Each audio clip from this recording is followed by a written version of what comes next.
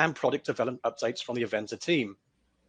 Before we start, we'll just go over a few things on the platform that we're using today. To chat with us, go to the chat section to send us a message. We'll do our best to monitor the chat, but we'll also have the avenza team on who will chime in throughout the day. There will be no live Q&A at the end of each session this year, so for any questions, you may use the chat to type in your question. For those presenters who are also here today, they will do their best to answer the questions. If not, our team will make sure we get those questions back to you. We are recording this webinar so that we'll be able to watch it afterwards, and we'll be able to share it with those who are not able to make it today. We have 3 sessions planned for UC 2022. At the start of each session, we'll remind you of who's upcoming and the approximate times for each speaker. Session 1 will be starting shortly until around 12:10. Session 2 will start at 12:30 until approximately 1:25. And the final session will start at 1:45. Rebecca and myself will be your hosts for today, and we're really looking forward to spending the day with you. I'm the product manager for Avenza's Map Publisher and Geographic Imager desktop solutions, as well as working with our stellar QA teams on the direction of quality assurance for desktop, Avenza Maps, and our server technologies. I'd now like to welcome Rebecca. Thanks, Nick. I'm the Publisher Success Coordinator for Avenza, working directly and indirectly with our Map Store publishers to help ensure they're set up for success. I work closely with our marketing team to promote content and help publishers boost their sales, along with building the relationship between publisher and user.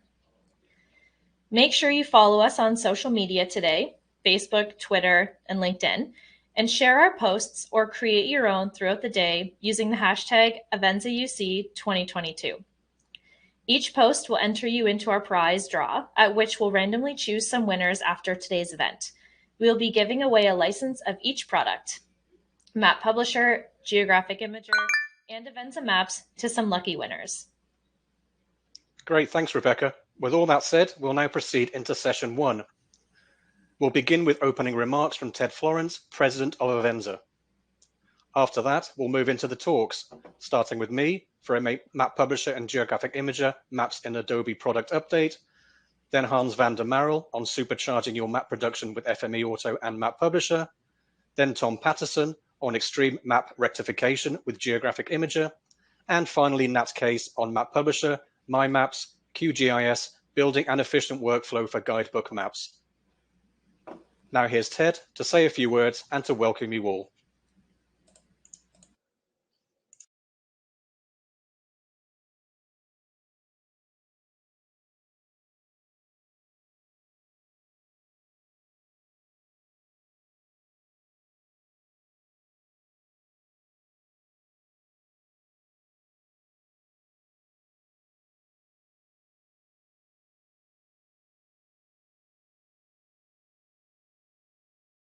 Wow, I can't believe it. Here we are again. Hello and welcome, everyone. I'm Ted Florence, the president of Avenza Systems, and it is my great pleasure and distinct honor to welcome you to our 2nd annual Avenza User Conference, virtually hosted by our team in Toronto, but actually spread out and coming to you from all over the world. Last year's inaugural event was a tremendous success, so we are not only delighted and excited to do again this year, but also to make it a forever annual event.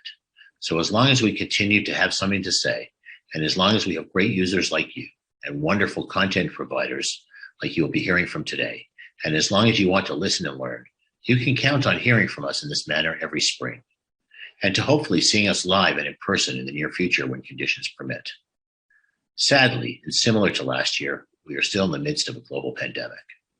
We are doing our best to navigate the health measures, and we hope that wherever you are safe and staying healthy as well. We continue to host this event and other webinars virtually and are grateful for the support of all our customers and partners who continue using our mapping tools on their important projects. I'd also like to take a moment to recognize the Ukraine-Russia conflict that has been disruptive to many, including many talented professionals with whom we have built working relationships, and we hope that everyone affected by it is safe. We extend our unconditional support and sympathy to those in the Ukraine and those elsewhere with friends and family in the Ukraine, and to underscore our initiative to offer employment to qualified Ukrainian professionals displaced by the conflict. The range of diverse projects from our speakers today prompts me to acknowledge the expertise and experience they bring from their respective industries and disciplines. They range from increasing the efficiency of workflows in a map production environment to building award-winning maps in the Adobe environment with Map Publisher, to building maps for transportation and tourism, and to studying human evolution in the far reaches of northern Kenya with Avenza Maps. I have no doubt that you will become inspired with new ideas that you can take away and share with your colleagues and teams. Avenza continues to be making waves in the mapping industry. We have continued to scale our operations and have solidified our business units and organizational improvements and onboarded dozens of new staff this past year. Many of the ongoing research and development projects, new partnerships, and program initiatives are moving forward with a focus on delivering solutions that focus on our users and partners. Mapping, GIS, and location technologies are pervasive in our everyday lives. We are building mapping solutions that truly belong in the hands of professionals, whether they are in the field collecting data or compiling data from map production. We have some exciting plans in the works that include building a full-scale enterprise plan, continuing our expansion of our academic program, and expanding our publisher outreach and product offerings in the Avenza Map Store. As you may have seen, the new, brightly rebranded generation of Avenza Maps is out now, and we are focused on bringing the app and Map Store to even more users for their everyday work or play, everything from life-saving activities such as firefighting and emergency response, to forestry, conservation, and agriculture, to planning weekend hikes and exploring backcountry adventures. We have several members of our team with us here today to present some exciting updates, which I'm sure you will enjoy. Another aspect of Avenza Maps that we've been focused on is continuing to provide a version that shields against constantly evolving cyber threats and provides government and commercial customers alike with a highly secured version of our popular mobile Avenza Maps product. We feel, like many do, that the new theater of conflict for espionage and crime is in the ether, and that a reliable source of vetted and secure applications for both desktop and mobile computing is imperative. We have strengthened our partnership with SAIC, and we are pleased to welcome one of their leaders on the Secure Rugged Apps team here today to share more about that and how to secure your mobile computing environment. Before the speaker sessions start, I encourage everyone to engage, ask questions, be active on social media, and to even continue the discussion offline after the event. I would like to acknowledge and thank all the speakers who are presenting today. We appreciate the time and effort you've spent preparing your presentations. And I would also like to thank the entire Avenza team, the hosts and organizers of this conference. They say it takes a village to raise a child. Well, let me tell you that it takes a strong, devoted, and dedicated team to plan, put together, and execute on an event like this. So I want to give my personal thanks to all of my teammates who made today possible. And finally, I want to thank all of you, our users and visitors from all over the world, without whom we would not exist, and who give our hard work a purpose. Thank you for your support and for joining us today. With all that said, please enjoy and have an engaging, inspiring, and stimulating conference. And remember, the Avenza team is always ready to engage with you, whether it's through an email, a support call, on social media, or right here, right now at our user conference. Thank you.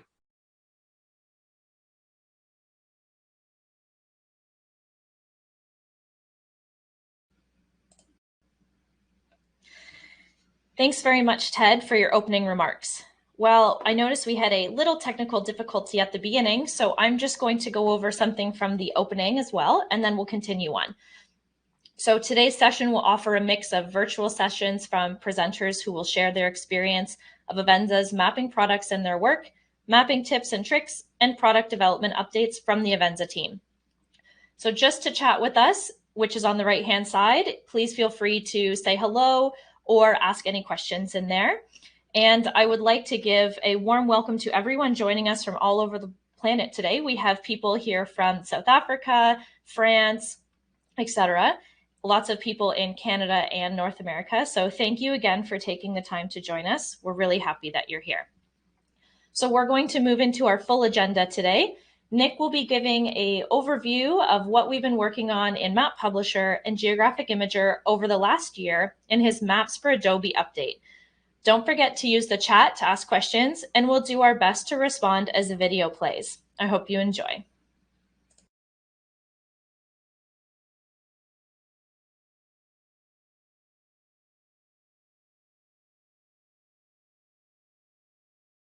Hello everyone, glad to be kicking things off again this year.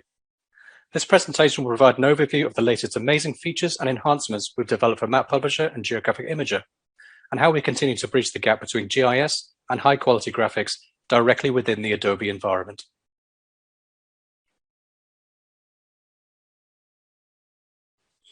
I'll start with a couple of highlights of the 2021 map competition, then give you an update on what's new in Map Publisher and Geographic Imager, as well as some updates we've made to both products side by side.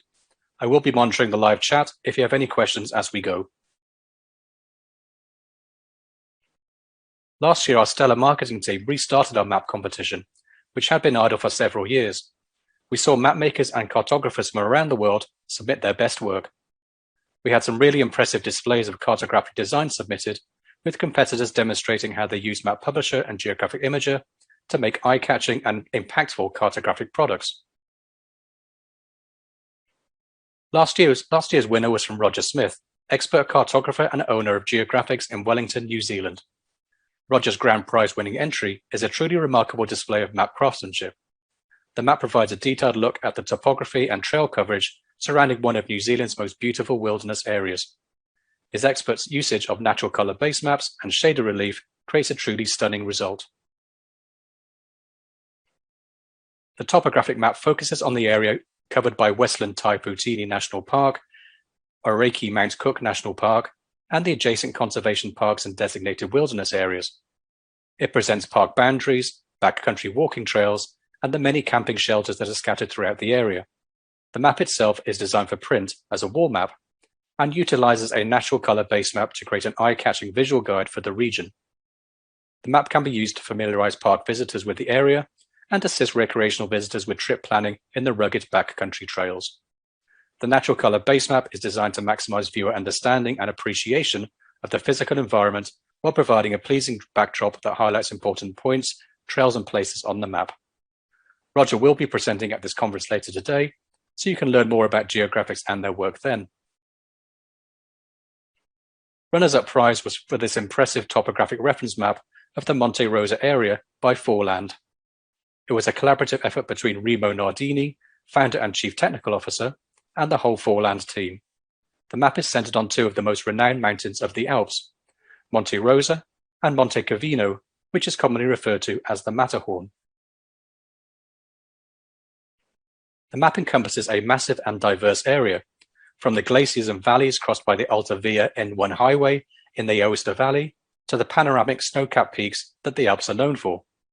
Remo and his team manually collected trail information and point of interest data directly in the field with the Avenza Maps app, and combined this with carefully crafted shader relief techniques to bring the mountainous area terrain to life.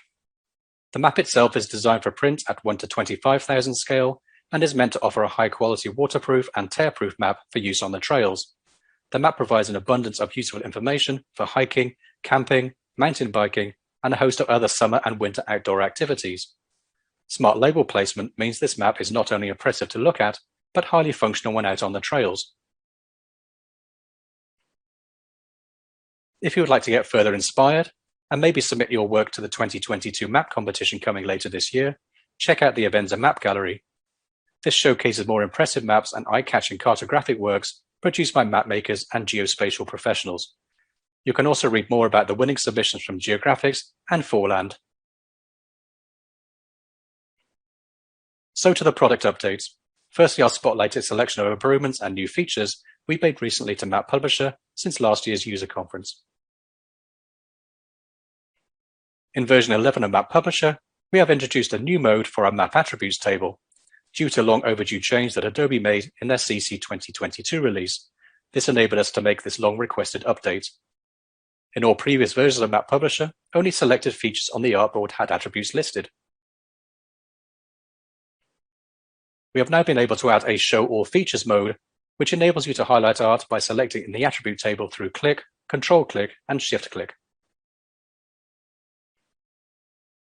Once features are highlighted, you can right-click any row to select highlighted features, as well as additional options such as adding or removing against current selections, deleting artwork, or perform edits you would previously complete in the Edit Schema dialog. You can also create new map selections for later use. We really hope you will find this new functionality will improve your workflows.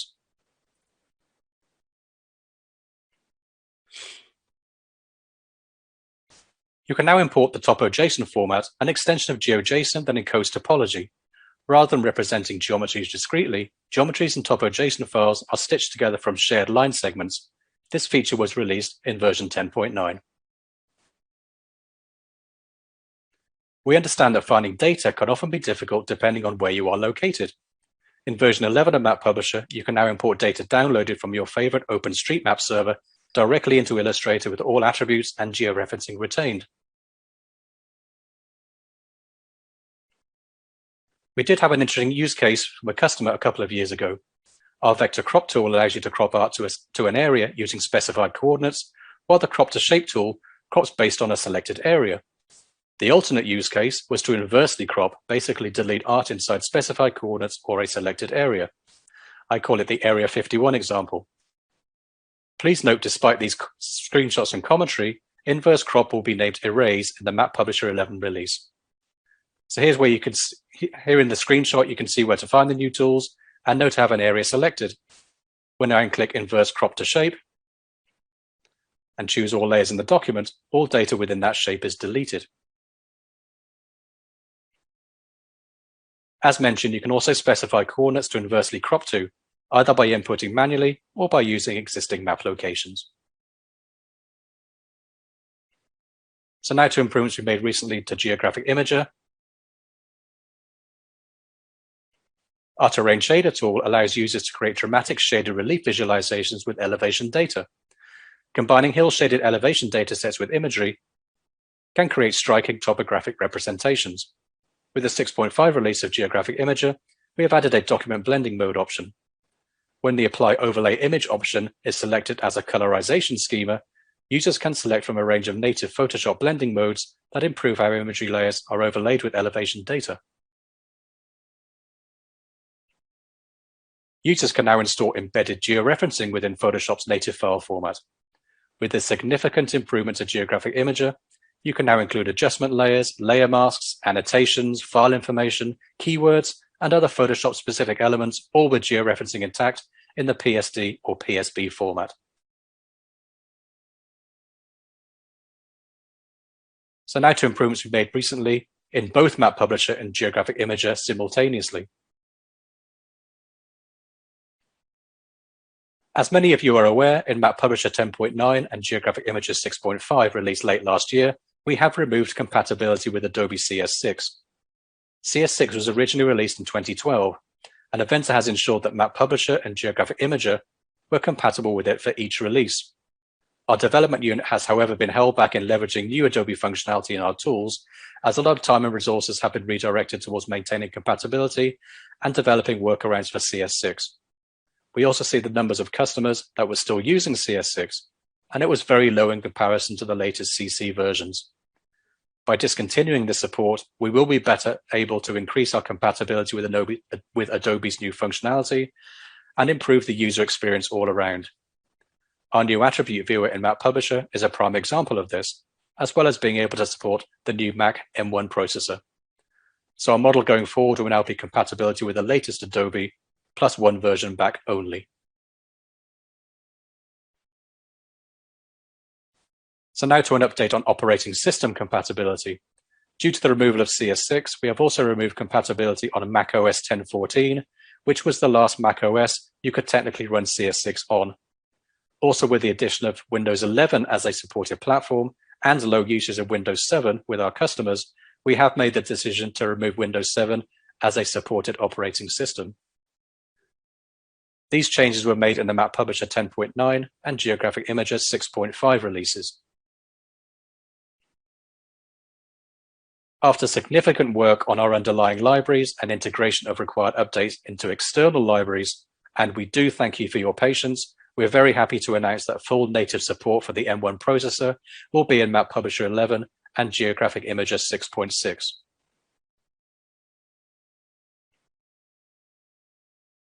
GeoPackages are an open, non-proprietary, platform-independent, and standards-based data format for geographic information systems implemented as an SQLite database container. With the backing of the US military, with specifications published in 2014, GeoPackage has seen widespread support from various government, commercial, and open source organizations. Support for the import and export of vector GeoPackages was added in Map Publisher 10.9 and GI 6.5. We have spent a lot of time over the last few months to improve the presentation of key information for new and existing users. We have developed an updated and improved welcome screen so that information is presented on key new features in a particular release. The new welcome screen will provide more ease of access to onboarding information and help and tutorials. We have also included sections where you can read inspirational mapping stories and access information on Avenza's news and events. The new welcome screen will be in the forthcoming releases of Map Publisher and Geographic Imager. So that's it from me. I hope you found this update informative. Don't forget to send me questions in the chat, and I really hope you enjoyed the rest of the conference. Thank you very much.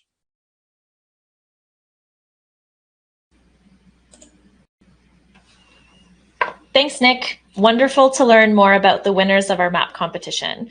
I'm sure our users will make great use of the new features in Map Publisher and Geographic Imager, and I'm looking forward to future product updates for both.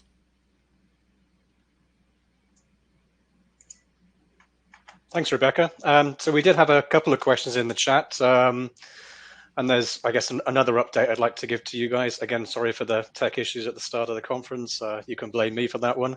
Anyway, so Joel wrote, I'm new to Map Publisher. What's the advantage of creating maps with Map Publisher instead of ArcMap, for example?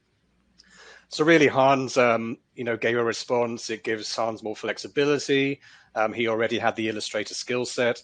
I guess the elevator pitch I use to describe Map Publisher is really the best of both worlds because it makes beautiful maps. Illustrator's fantastic with its graphic design tools, but we give it those cartographic and GIS extensions. So think of all the best parts of Arc and put those inside Illustrator directly. That's basically Map Publisher. So there's 70 or 80 like really, really strong cartographic tools, and it just makes map making a breeze because Illustrator is the prime graphic design tool and has all the fantastic tools that you can use with Map Publisher. So ArcGIS isn't quite there yet. Actually, it's quite a long way away from being there. So we have continued to give the product lots of focus over the last few years. So it is a really good tool, and I recommend a download and try it out for yourself. Hopefully that answered your question, Joel. I guess yes, we can move on to Hans, if that works. Okay.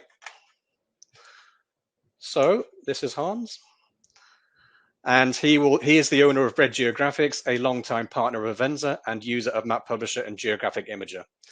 So we're looking forward to hearing about how to supercharge map production with FME Auto and Map Publisher. Please remember, if you have any questions for Hans, post them in the chat. Well, hello everybody, and welcome to my presentation, Supercharging Your Map Production with FME Auto and Map Publisher. Before I start, I'd like to introduce myself.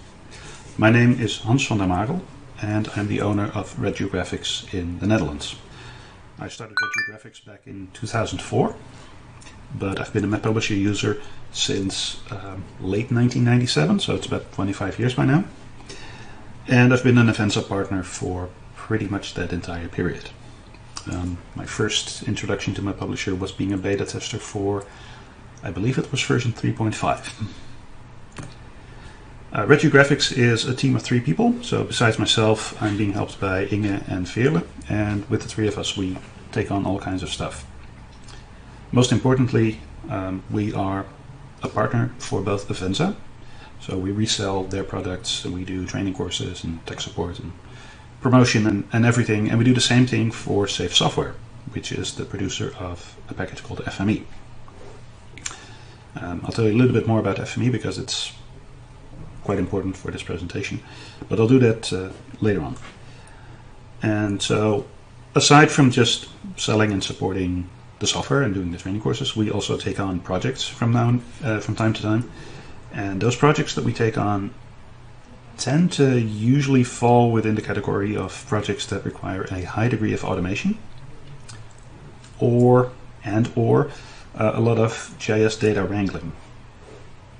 And also, very important, we have a lot of fun. We're a fun bunch, we're a fun company, and I think that makes the work a lot more interesting. Now, a typical project that falls within that category of high automation is usually it's about producing multiple maps from a single base dataset. And it's usually topographic base data, and then on top of that we add touristic data, so hiking routes, biking routes, points of interest, you name it. And this is, for example, something that we've recently delivered. This is one of 10 map sheets that is going to be printed on information panels that are going to be posted in the field in southern Luxembourg. Now, for those projects, we usually have a challenge. So we need to produce a large number of maps. We need to adhere to high quality standards. We want to make good maps, of course. And we want to do it in a short amount of time. And I'm sure you've all heard that expression. You can have something good, fast, and cheap. So pick two, you can't have three. Well, we'd like to get as close to three as we can possibly make. So we have two great tools for that. Of course, we have my publisher, which I'm sure you all know, and we have FME. So let's make them work together. Now, before I tell you a little bit more about that, I'm going to take a sidestep and introduce FME for those of you who don't know it yet. So FME is an ETL toolkit. ETL stands for Extract, Transform, Load. So you take data out of something, you transform it, and then you load it back into something else. And it's mainly meant for geographic data, although in the past couple of years it's been going into the non-geographic data market as well. And basically any kind of data that's structured and in a supported format can be processed by FME. And considering it currently supports about 450 formats, you'd be very hard pressed to find a format, especially geographic, that isn't supported by FME yet. Which in itself makes FME a very interesting add-on to your MapPublisher toolkit, because MapPublisher, of course, can import a couple of different formats. If you happen to come across a format that MapPublisher can't handle, well, chances are FME can. And the great thing is that when it comes to the transformation of the data, it works with a flowchart interface. So you have a visual interface of your process, what your data has to go through. And by connecting all kinds of different transformers, as they're called in FME, you can make complex processes. So every transformer has its own action that they perform on the data. There's about 500 different ones at the moment. So as I'm sure you can imagine, if you combine them, you've got limitless options. Your imagination is really the only thing that's holding you back. So here's how we usually set this up. And we make use of FME Auto. FME Auto is an extra cost add-on for MapPublisher. You can order it through Avenza or through partners like Red Geographics. And it consists basically of two things. It's a writer in FME. So a writer is a component in FME that writes out data to another format. And then for MapPublisher, it turns into a extra input format, which is the FFS format, FME's internal storage. So we take that FME Auto plugin, and then we combine it with existing automation options that are already in MapPublisher.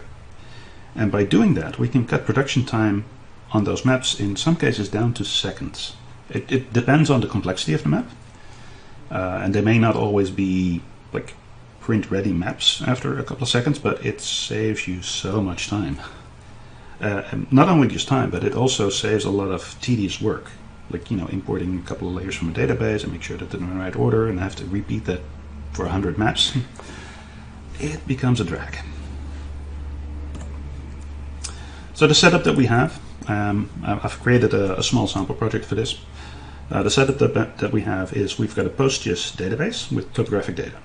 It's 1 in 10,000 scale data for the Netherlands, for the entire country. We're connecting to a WFS service that a data supplier is hosting, which contains bike route networks and mountain biking routes, again nationwide. And then we've got a separate shapefile with, in this case, 4 map sheets defined.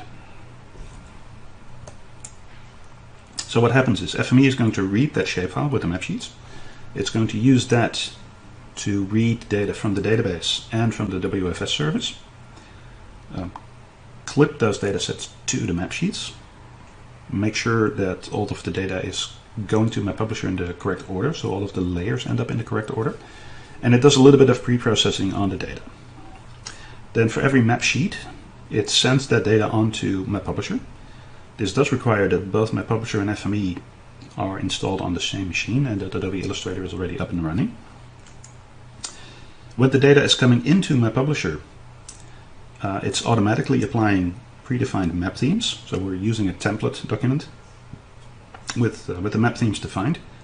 Those are applied automatically, and then label pro settings are also applied automatically. And in the end, the file is saved as an AI file, Adobe Illustrator.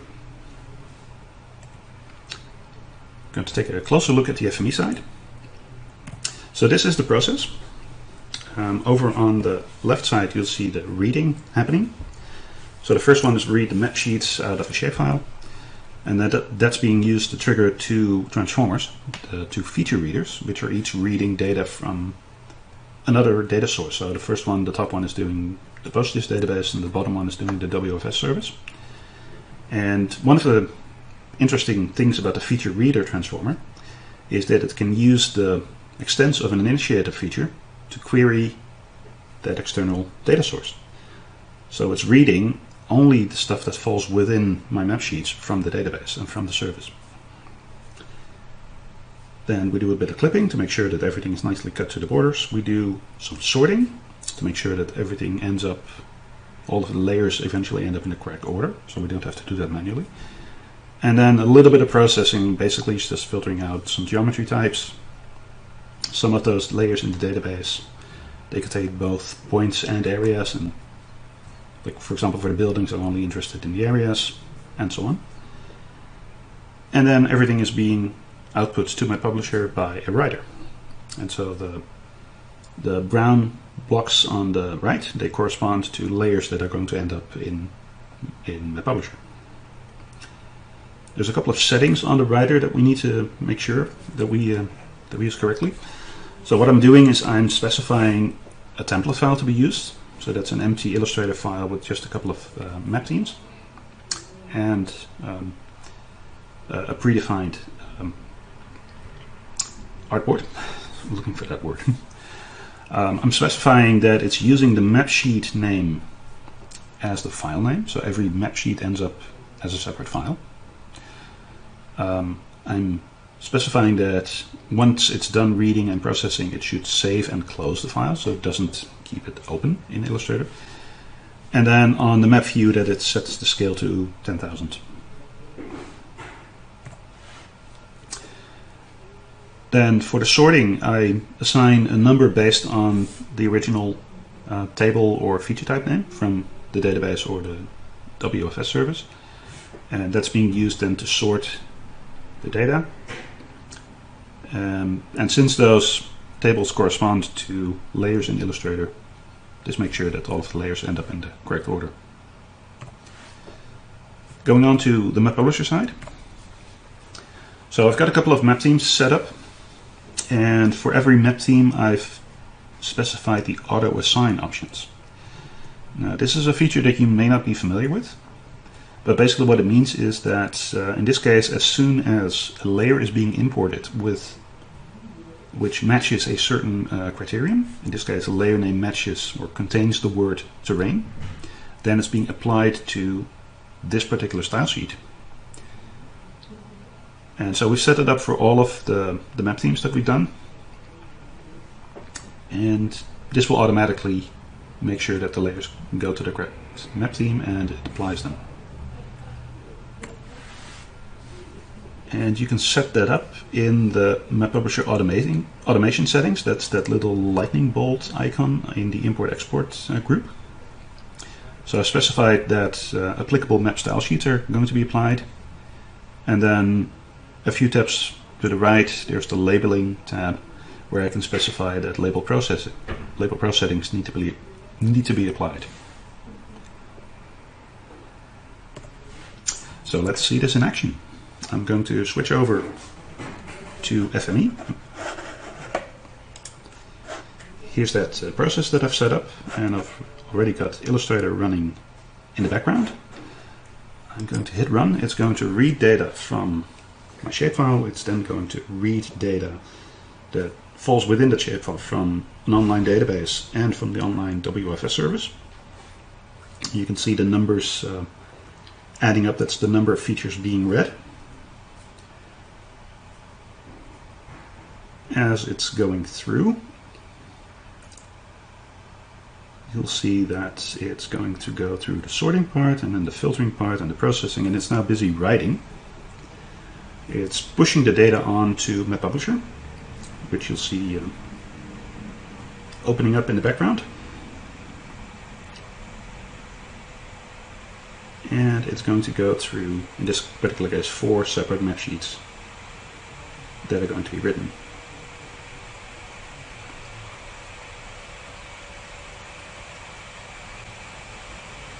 You probably hear my laptop fan going crazy in the background.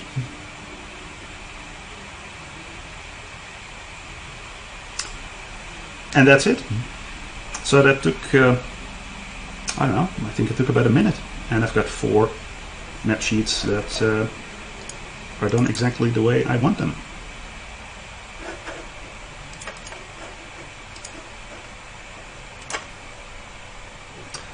So there it is. I've got all of my layers. I can see that the Label Pro layers have been added.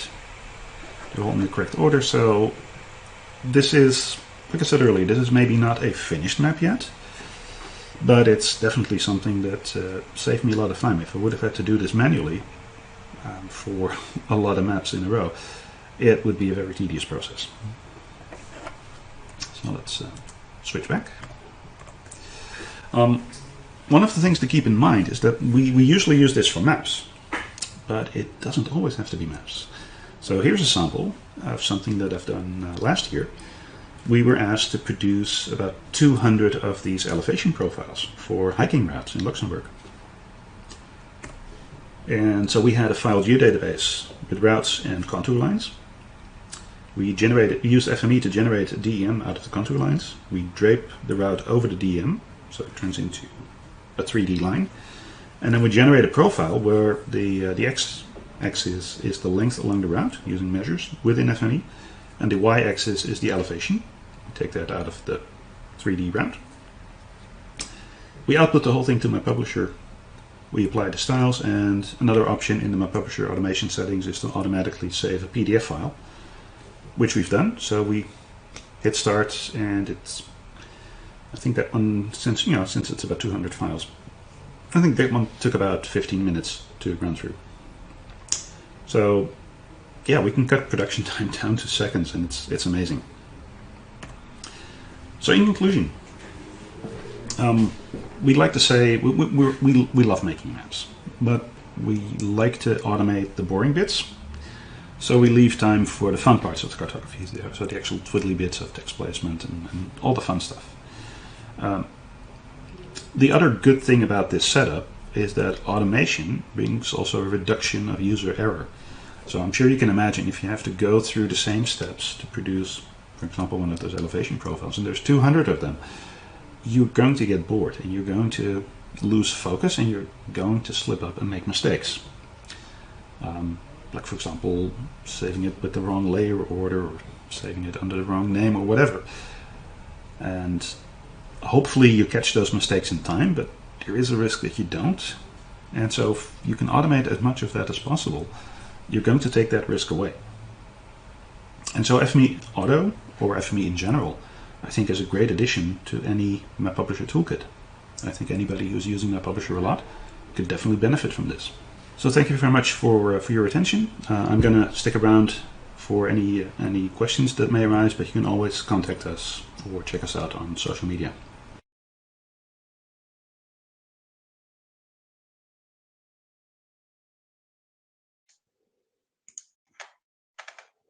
Great, thank you, Hans. I really love seeing the use of FME's automation to generate high-quality multiple maps from a single style sheet fast. And it really showcased the power of FME as well as the FME Auto Map Publisher extension. If you want to learn more about FME Auto, we have lots more information on avenza.com. And I'm sure Hans will be happy to answer any further questions you have too. We did have a few questions, Hans, in the chat. I'm not sure if you saw them. Yes, I guess you did. So Roland asked, where's Roland's question? In your experience, are the FME workspaces and automatic map publisher styling rules only good on a per project basis, or are there opportunities to reuse them across multiple projects too? So Hans said if the structure of the source data is the same, you could easily reuse the FME side of the process. It could be as simple as providing a different map publisher or Illustrator template. There's a few more questions, Hans, have come in, so hopefully you can get around to answering those as we move through into the next session. Okay, so now on to our next presentation. This is Extreme Map Rectification with Geographic Imager with Tom Patterson. Tom worked as a cartographer at the US National Park Service, Harpers Ferry, until retiring in 2018. He has an MA in Geography from the University of Hawaii. Presenting terrain on maps is Tom's passion. He publishes the shadedrelief.com website and is the co-developer of the Natural Earth dataset and the Equal Earth projection. Tom has served as President and Executive Director of NACIS. He is now Vice Chair of the International Cartographic Association's Commission on Mountain Cartography. Enjoy the presentation. It's a really good one. Hello everyone, it's nice to be with you today.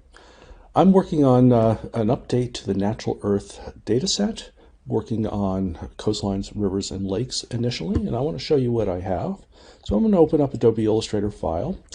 And here are the new vector data that I have brought in through Map Publisher.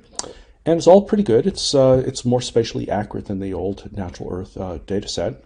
But one of the problems is I don't have names attributes for the rivers. So to get those, I'm going to rely on a pretty unusual source. It's the 1967 Soviet World Atlas that I downloaded from davidrumsey.com.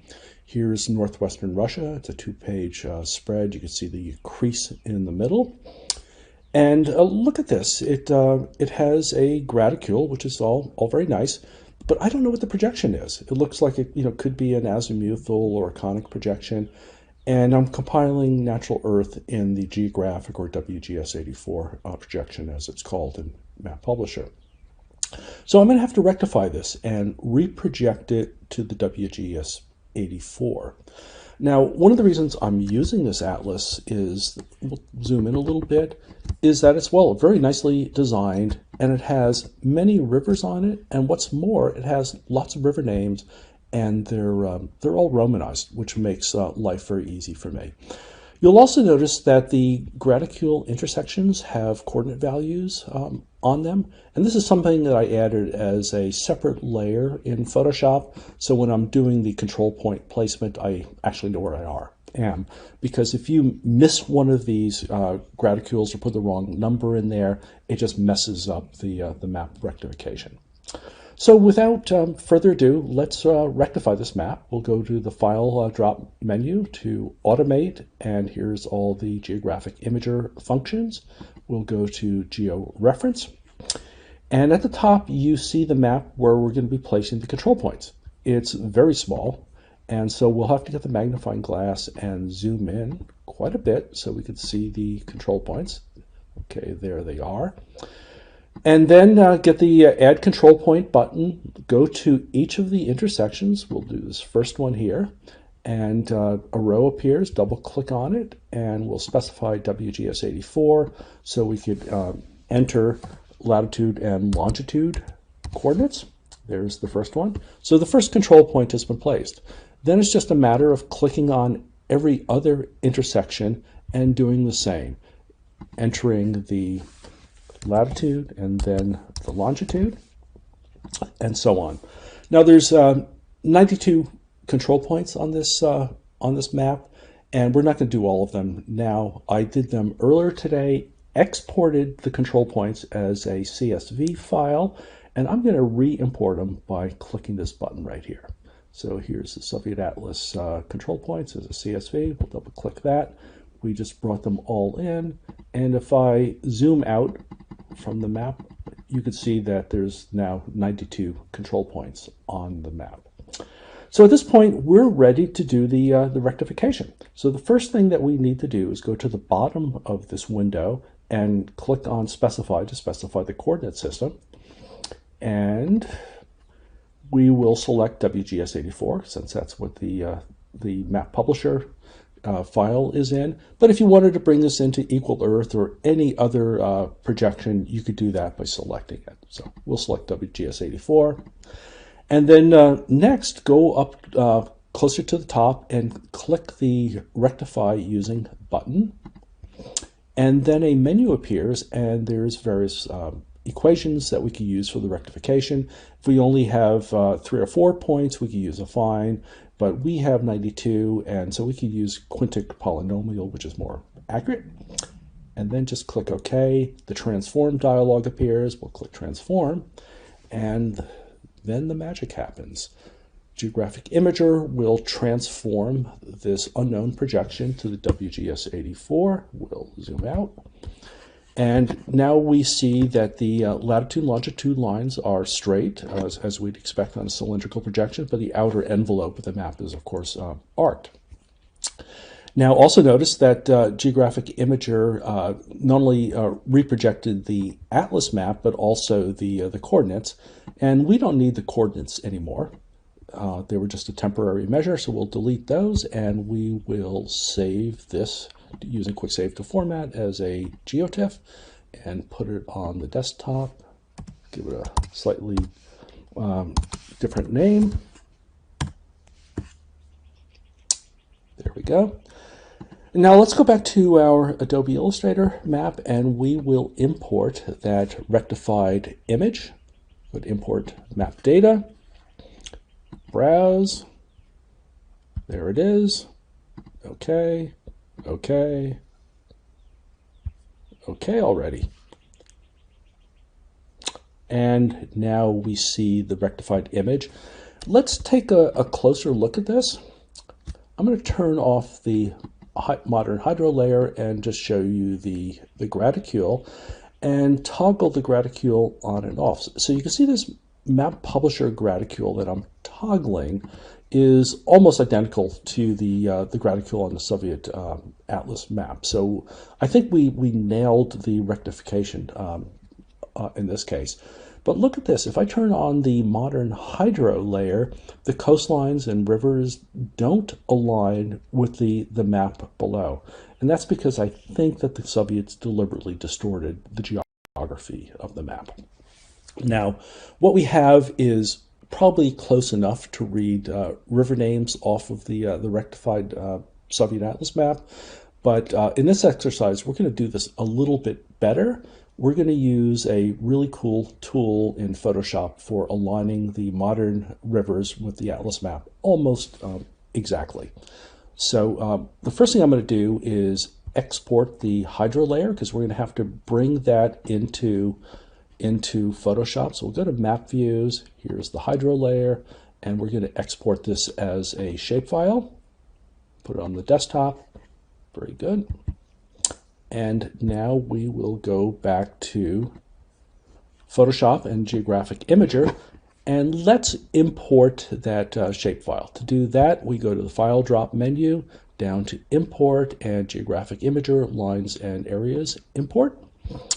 And we'll look for that shapefile. There's the hydro layer, and we'll bring it in. And Geographic Imager brings in the shapefile as a path, which is all well and good, but we need to create a new layer and stroke this path so we could do the alignment in Photoshop. So the first thing I'll do is create a new layer, and we'll call it Hydro. And then to stroke this path, we have to select a brush to stroke it with. I want to stroke with black, so my foreground color is black. I will go to my brushes window. I'll select the hard brush, and it's 3 pixels in width, which is about just the width that we need to use. Then, to do the actual stroking, open up the paths layer, and at the bottom left, you'll see the stroke path with brush button. We'll click that, and the stroking will start. This takes a minute or two to complete, and when it's done, I'll be back. Okay, I'm back, and at this point, the path has been stroked. We no longer need the path, so I'm going to delete it. And what we're left with now, we'll zoom in a little bit, is 2 layers: the hydro layer, the modern hydro, on top of the old atlas map. Now, to get these things to align, what we'll do is go to Filter and open up the Liquify Filter dialog. And this is really a pretty amazing filter. We've got a really big brush. We're going to use the default tool, the forward warp tool, to move things around. What we'll do is we'll put the hydro layer as in the foreground under this show backdrop, and let's see what we can do. I'll just click with the brush, and as you can see, I'm using my index finger on the trackpad, and I'm just gently moving the Soviet Atlas map. It's called Liquify, and you can see why. It basically is almost liquid. And I like using a big brush initially for these sorts of adjustments. The effect of the brush is greater toward the center and less toward the periphery. And so you can just click and drag and get things aligned pretty well. And once I do my initial adjustment, I will get a smaller brush and go in and work on the detail. We'll just kind of bring that up, bring that over, bring that up, bring that down. And you can see we could get these to align almost exactly. To do this entire map took me about 15 or 20 minutes to do, and we're not going to do the whole thing right now. What I did do, however, is I saved the mesh that I created for this distortion, and I'm going to load it right now. Here's the liquefied mesh, and this will snap everything into place. Yes, doesn't that look nice? And we'll click OK. We're back in Photoshop now, and here we can see all of the rivers and lakes and coastlines align almost exactly. We can delete the hydro layer. We don't need it anymore, and we will export this file now, and we'll keep it as a GeoTIFF. And after the using the Liquify filter, the georeferencing is maintained, fortunately. And let's just call this WGS84 L for Liquify. Save it to the desktop. Now we'll go back to the Adobe Illustrator file, and let's import that liquefied image. So we'll go to Import Map Data, Image Browse. There's the liquefied image.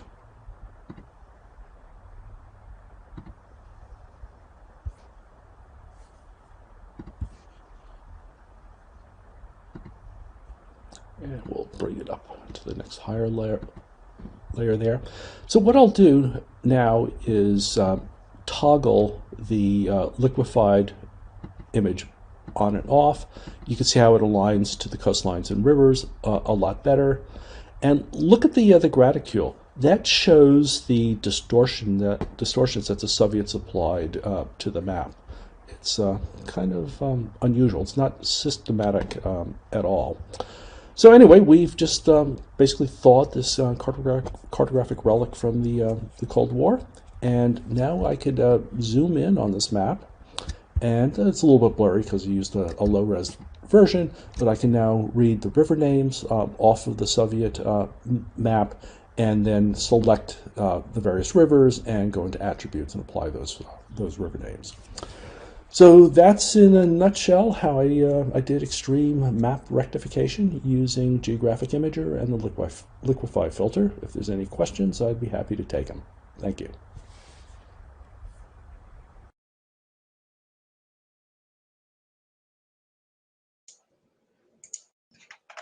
Great, thank you very much, Tom. Yes, we did get a few questions, some of which were quite late in Tom's presentation, so I'm sure you will find some responses from Tom. I see he's online. Jane asks, do you find the Liquify tool most helpful when working with layers like you showed here, or do you use it in many different contexts? And then we also have a question from Margarita. What are the pros and cons of the map rectification workflow using the Liquify tool? So anyway, keep an eye on the chat. I'm sure Tom will respond to those questions there. Perfect. Anyway, Tom, it was really great to see the power of GeoReferencer to auto-rectify accurately. It was also fascinating to gain insights into a workflow that showcased the vector import feature we introduced a couple of years ago, as well as the interoperability Tom uses with Photoshop's amazing imagery tools. It was actually really cool to get some historical insights into Soviet mapping in the 1960s as well. Anyway, Tom, I wish you all the very best in the continued update of the Natural Earth dataset, which is so key to so many cartographers around the globe. So now I'll move on to our next presentation with Nat Case. His presentation today is titled Map Publisher, My Maps, QGIS, Building an Efficient Workflow for Guidebook Maps. Hope you enjoy.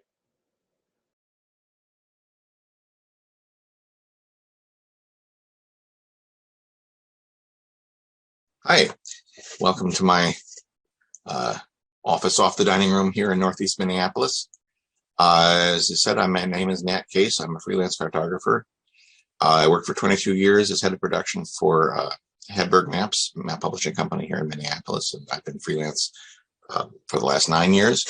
I do a lot of work doing maps for books. It's actually my favorite general area of making maps. I've been working for 6 or 7 years on maps for the Society of Architectural Historians via the University of Virginia Press. They have a series called The Buildings of the United States, and I've done, I think, 6. I think I might be on my 7th book now. I've actually lost count a little bit. I think it's number 7 is what I'm just starting to work on now. I've developed a workflow, which is what I wanted to talk to you about today. When I started working with them, they were black and white maps. This was the design scheme that I inherited. And over time, we've migrated that design. And we've also, in the last, this will be the 3rd book that's in full color. So I've designed a color scheme that works in full color. And this is the map that we'll mostly be using as the example as we talk further. So you see they want a number code for each building that they're going to talk about, or historic zone, or historic street that has historic corridors that have things on them. So that's basically what we want to end up with. Where I start is actually a tool called My Maps, which I've found to be a very useful tool for extracting data, for generating data. I use it a lot when I'm talking with clients, and they have data that I don't know. I can't guarantee I can get easily. Small villages in Uganda was one I did last year. Historical ancient civilization sites in India or in the Near East is another one. In this case, stuff is very locatable. What I get from the client is a text list that has these code names, or code numbers rather, has the name of the site, has a street address, it usually has a little bit of a description. And there's also, they will usually give me a printout or a scan of a printout that someone has taken to Google Maps and said, this is where I want the map to be. I use it as a guideline. They may not turn out exactly how they thought, because they're just drawing a random rectangle rather than making it actually fit properly on a graphics page. But that's our starting point. So My Maps is really simple to use. If you have If you want to put a site on there, it could be a street address. It'll find the nearby street addresses. If you know that it's a name of a sort of thing that would be in the Google Maps listing, you can find that. And then once you've found it, if you get it even close to right, you can just add it to the map. If it's not exactly right, you can edit it. You can take it and move it to the point that you want. This is a little hard to read. I had this display so you could see the ones overall, but you can also just use the regular Google Maps base as your search base. I also like for each individual one to not just edit the location, but to put in that code number that is going to be used on the final map. This will actually carry through all the way to the end, having the code embedded in this object. It allows you to create up to 10 layers in a given document. Google Maps documents are in Google Docs, or in Google Drive rather, they're Google Drive documents. So they're saved under your account name, your Gmail account, and Google Doc account, and so forth. And you can embed point objects. You can embed area objects like this one. You can embed linear objects like this one. And those are all object types that I use for this project, as I mentioned earlier. So once you've created a Google My Maps set that you're working with, you can export it as a KML file. That's the trick that makes this all work so well. So you export it as a KML file, and then my next stage is to go to QGIS. And the reason I go to QGIS rather than going straight into Map Publisher and Illustrator is that I like to be able in Illustrator to position, to essentially create an area of coverage. And for that, I need to see not just where the objects that we're looking at, the featured points, but I want to see the whole background of streets and hydro and other stuff, so that for example, I don't just cut it off the edge of the Silburn Arboretum here, but actually give it this road on the outside, and so forth. Just make it framed right. So what I'm doing is with QGIS is just creating a kind of a placeholder TIFF that I can use to create the area of coverage maps in Illustrator. Fairly basic thing. I import the data. This is how it imports. So each geometry type within a given layer imports separately. I apply labels so that I can see in the export what they are, and then I make sure that the entire document is projected how I want. I usually like pseudo Mercator. Regular Mercator would work too. I like pseudo Mercator because it's the exact same projection that the tile sets are, so they will always be clear and easy to read. So that's about it. I basically do that, and then from here I will export to a map. The default is as a GeoTIFF, and so I end up with a GeoTIFF with projection information encoded, and I go from there over to Illustrator. What I'll do for an Illustrator file is set up, zoom out so you can see here. The original setup is one artboard per map. I have a style sheet already set up in terms of graphic styles. I don't have them in this file, but I do have them. This is an early stage of the Maryland project before I had imported the style sheets. But I'll set them up with them named, each one for the map that they actually are, not just relying on the map numbers, because you can see they don't exactly match up. And then when I'm importing the GeoTIFFs, for example, 0 here. If I am looking at that area of coverage for the map we're looking at, this is actually one where the we looked at, as we were looking at the client with the client, I realized that what we had as map 18 and map 19 actually should be the same map.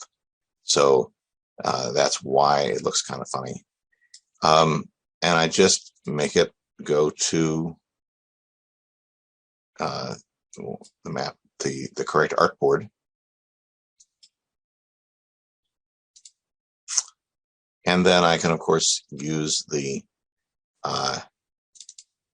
map views thing to,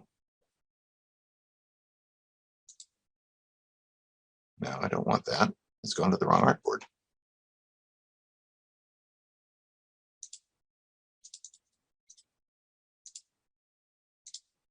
Cancel that. I got the wrong artboard selected here. In any case, you know how to use the map views to rescale. So I'll rescale, and then I'll move the, once I get it the right size but not the right position, I'll use the this to move the artboard thing to move it around. I'll adjust the scale up and down to be how I want it to be. And what I'll end up with is this. So in Illustrator, I now have areas of coverage that I'm happy with that have a little picture of the map background. I'll generate a PDF of all of these collectively and send it off to the client and say, this is what I'm thinking. And if it's different from what was on the original source maps that they provided, they'll be able to talk it through and figure out if that works for them or not before I start building the map. Because the point when you start slapping line work on there, that thing changes become a lot more expensive, a lot more time consuming. So once they've approved that, I have these maps here and I will start importing data. One piece I'm not going to show you in great detail is that I very much use in importing any piece of data. Pause for a second here. So I tend to use Tiger data. Tiger data is organized by county. So, for example, if I'm going to import the this data, which is the bulk of the data from this map, I will want to use the spatial filter feature to keep it from giving me the entire piece. This is one of the ways we're having that filter,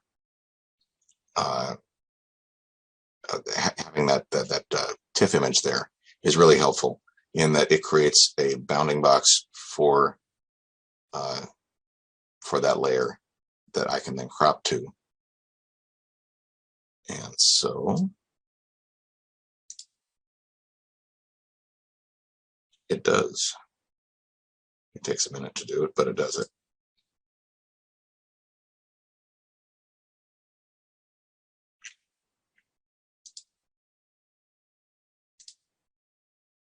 Yeah, so that's what it looks like. It's not projected right. I did not, unfortunately. I told it to create its own layer, but if I bring it back into the correct layer here,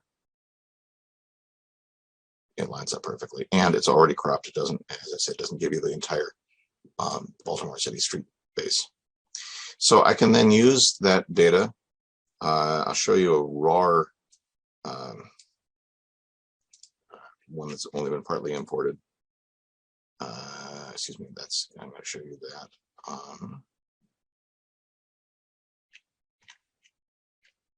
Where am I? Yeah, here we go. So I've imported the data. I will then use the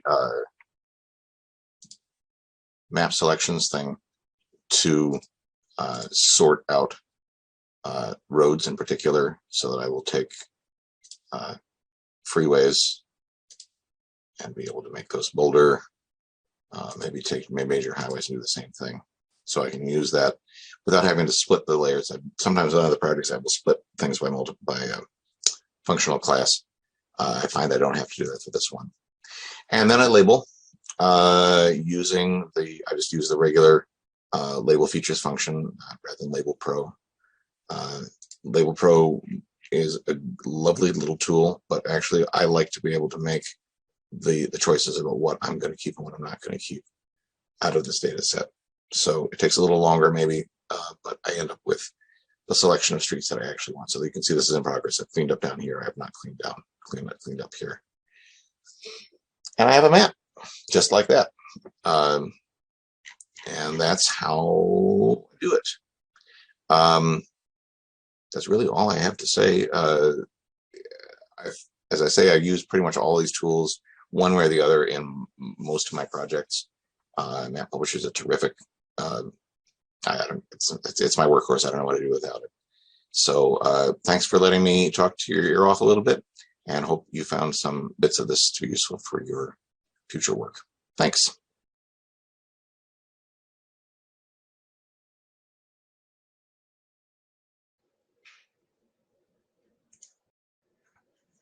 Wonderful. Thanks, Nat. Really good.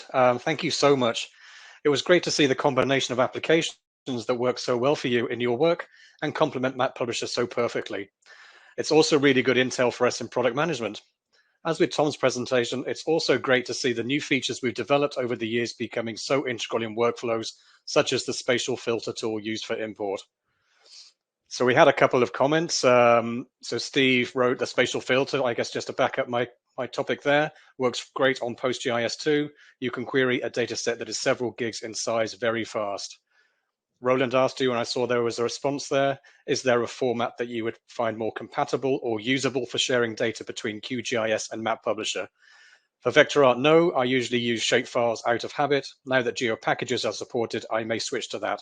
For these images, I use the default GeoTIFF. So we have some other questions coming in. I see they're being answered, so hopefully we'll get a few more as the next minutes pass by. Anyway, so now we'll take a break and we'll be back with you at 12:30 p.m. for session 2. That's Eastern Standard Time. We've also posted a poll for session 1. So before you grab a refreshment, please submit your response. We will see you shortly.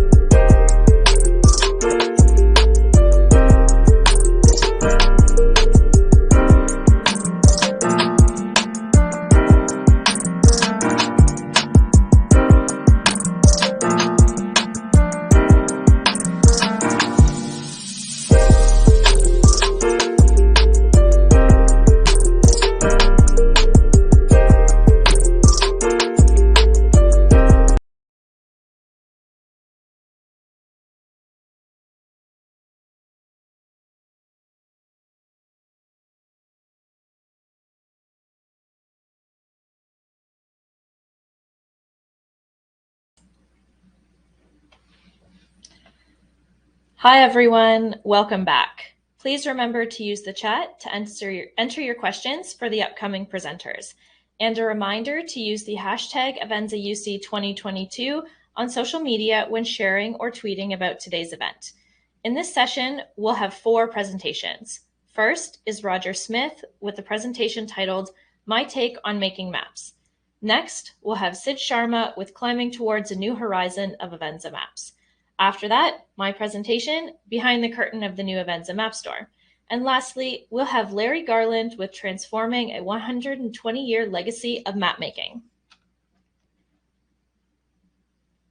We'll be starting the session with Roger Smith, the creator of GeographX, a cartographic design studio, who have been creating maps for over 20 years.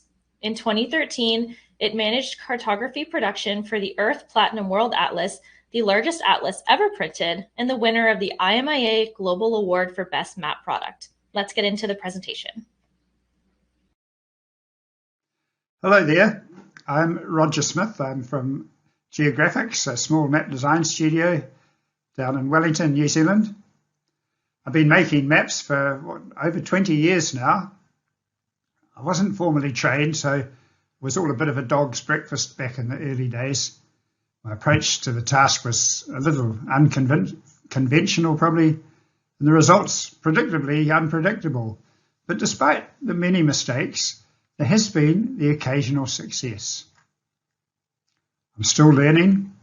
It's been an enjoyable ride and immensely satisfying. I realized when preparing for today that my take on making maps isn't going to fit into a 10-minute time slot. So you're only going to get a chapter, so to speak. I'm going to focus today on base maps with particular reference to backcountry and wilderness mapping.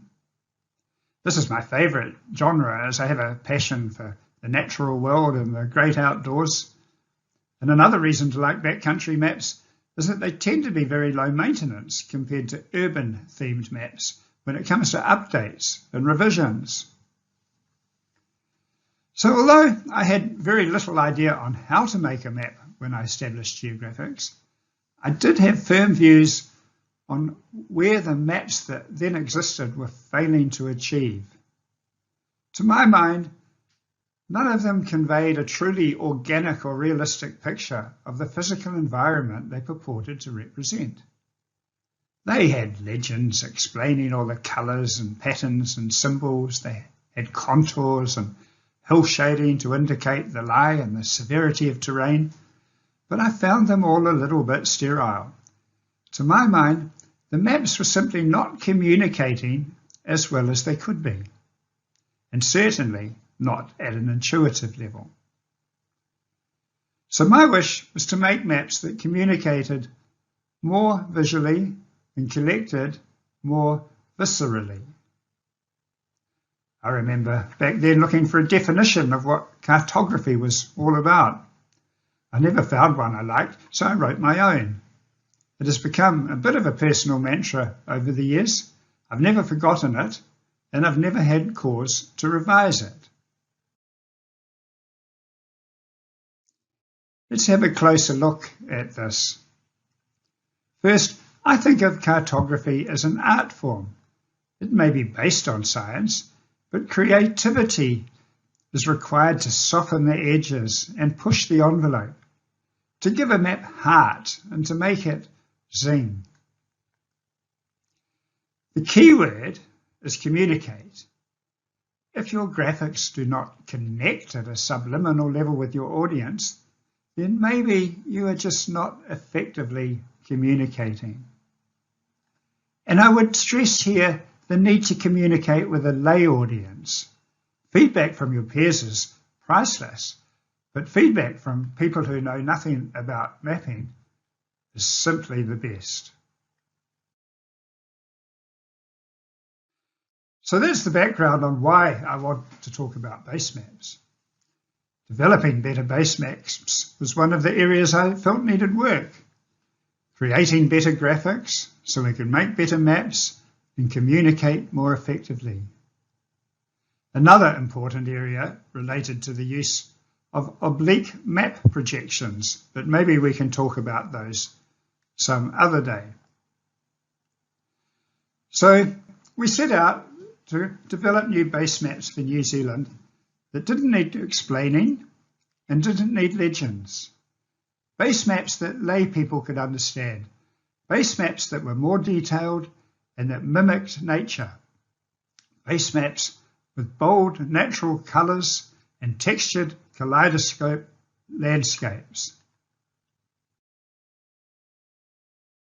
To create them, we started building a derivative dataset drawing on existing map data, primarily vector feature layers. Dozens of such layers were collated and styled to produce the end product, a raster dataset that can be readily customized.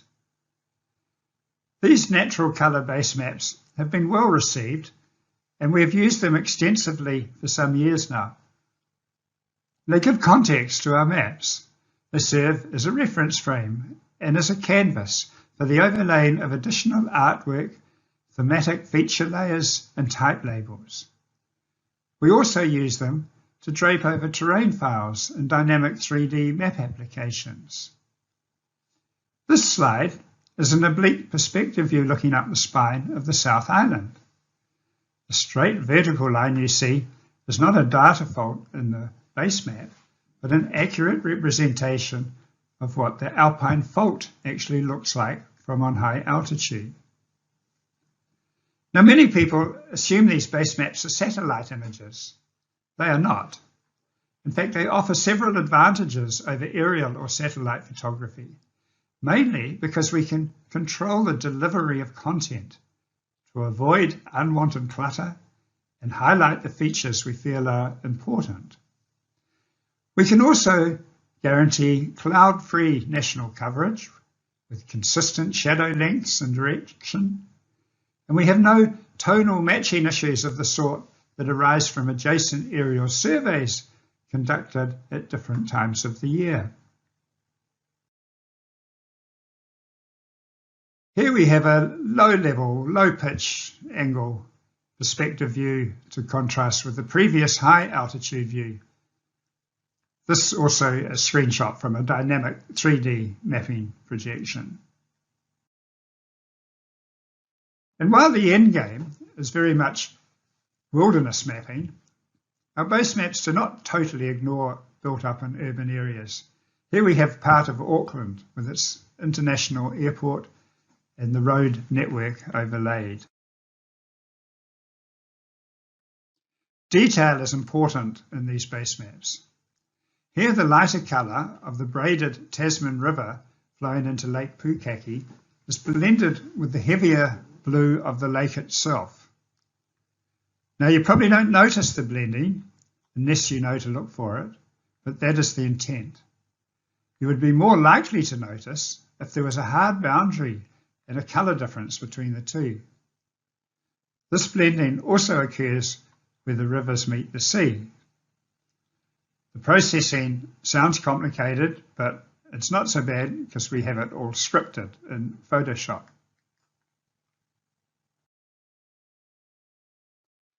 We also built in functionality so we can dial up a snowstorm down to any altitude we like at any time we like. This feature is appreciated by our heli-ski operator clients.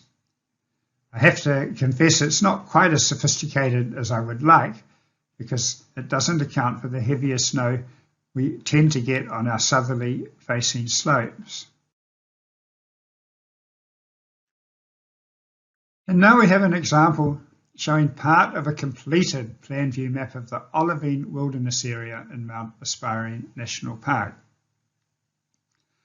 I've often wondered why more people don't experiment with natural colour base maps, and I suspect the main reason is that the bold colours pose a challenge for the legibility of overlying type labels. They also leave limited options for colouring line work and symbols. We've done a bit of research in this area and we've identified a few colours and techniques we think work well. Yellow is our favourite, the colour that contrasts best with the multitude of base map colours here. Other colours appropriate for line work in particular are light orange and lime green.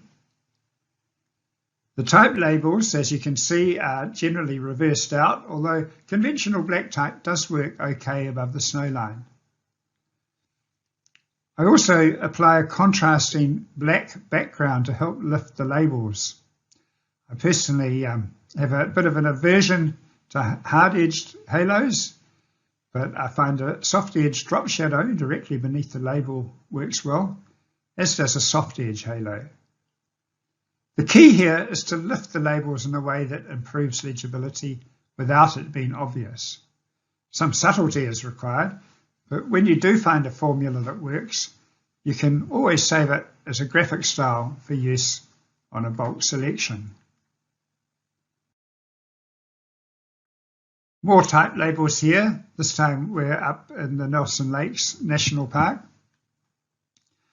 I like to keep symbols to a minimum, and I prefer symbols that are designed to look like what they are trying to represent. Most bright colours seem to work okay with the hut symbol seen here.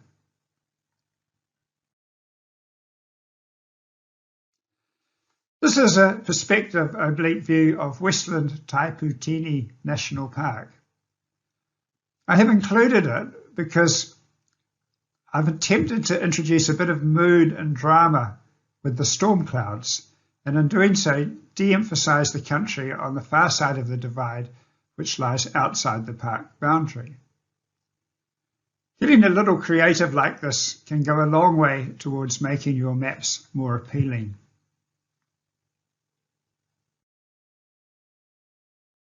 And my last slide. This is a zoomed-in view of part of my Milford track map, which is one of the few I've designed for use in the field. It's printed on waterproof rockstock paper made out of 100% minerals. Here you can see grid lines at 1 kilometre spacing, and also overlaid contours which are generated directly from the terrain model which was used to create the hill shading. This slide also shows well the texturing that we've applied to areas of bush and forest. I would encourage those of you who are interested to experiment with natural colour-based maps. They've certainly worked well for geographics. They do take some work to pull together, but once you have them, they fit nicely into an Illustrator map publisher workflow.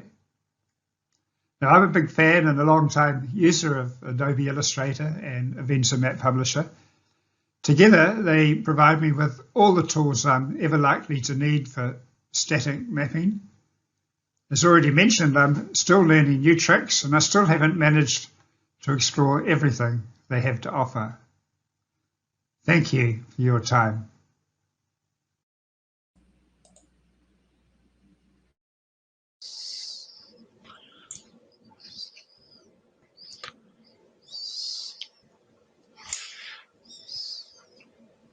I love the underlying message of communication through maps throughout your presentation. I'm sure everyone in the audience and cartographic sphere can agree that if your map cannot communicate the message, then it's not doing its job. Thank you for the tips on choosing label colors and text colors while using a natural color palette for a base map. Those are great ideas to remember. We're happy to hear that Map Publisher is providing you with all the tools you need. So Roger is presently not here due to time difference, as we can assume from New Zealand. So we are going to email him with your questions. So again, any questions for Roger, please feel free to put in the chat and we will communicate those to him and ensure that your questions get answered. Okay, we're going to move on to our next presentation now, Climbing Towards a New Horizon of Avenza Maps with Sid Sharma, one of our product marketing specialists here at Avenza. Sid works on the marketing team and also very closely with the product team to deliver an enhanced and consistent experience with Avenza Maps. Don't forget, if you have any questions for Sid, you can type them in the chat. Enjoy the presentation. Hi, I'm Sid Sharma, and I'm excited to share the stage with my brilliant colleagues and esteemed guest presenters today. So without further ado, let's dive right into it. We are marking yet another milestone with this user conference, making this a great opportunity to share our vision of the future with you all. Let's begin with a few short stories that show you why Avenza Maps is your trusted companion to the outdoors.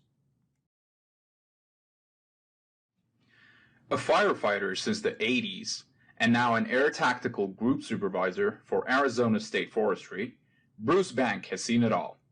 From bulky briefcases full of paper maps to Avenza Maps and its award-winning capabilities.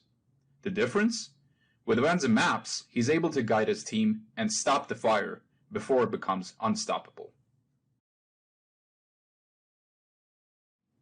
On the other side of the spectrum, we have Courtney and Mike, who decided to leave their corporate jobs in 2020 and started planning for a completely different life, one on the road.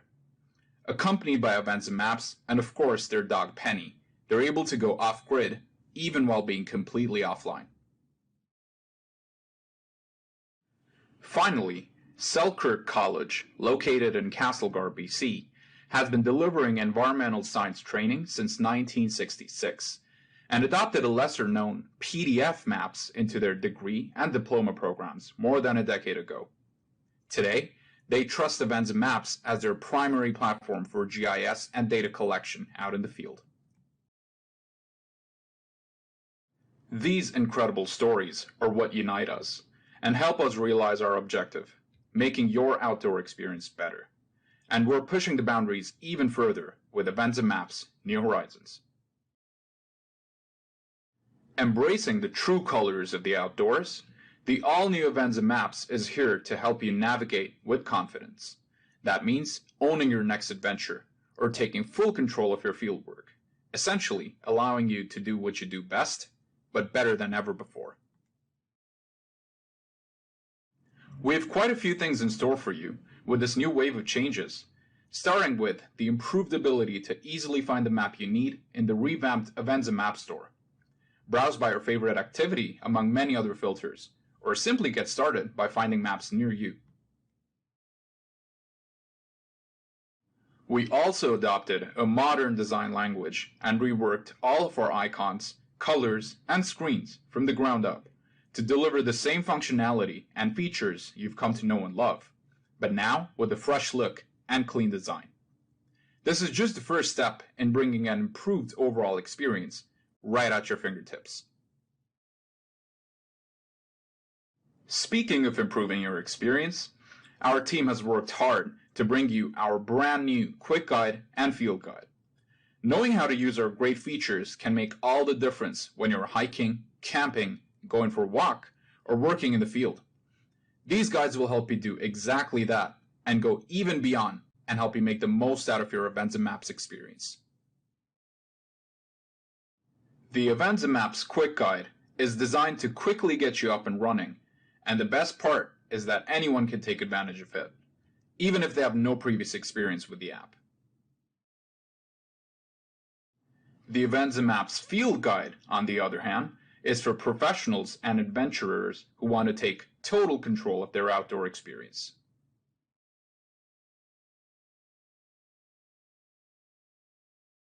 We know that many of these seasoned professionals and recreationists are here today, and we'd like to take this opportunity to encourage you to join our beta program, if you haven't already, where you can get early access to features and tools before everyone else, voice your feedback directly to our app development team, and shape the future of Avenza Maps to suit your needs and workflow.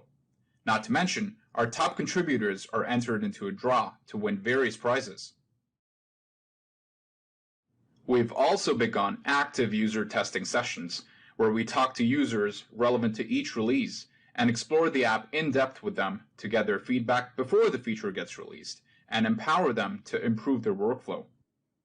We also like to thank them for their time with a $50 gift card.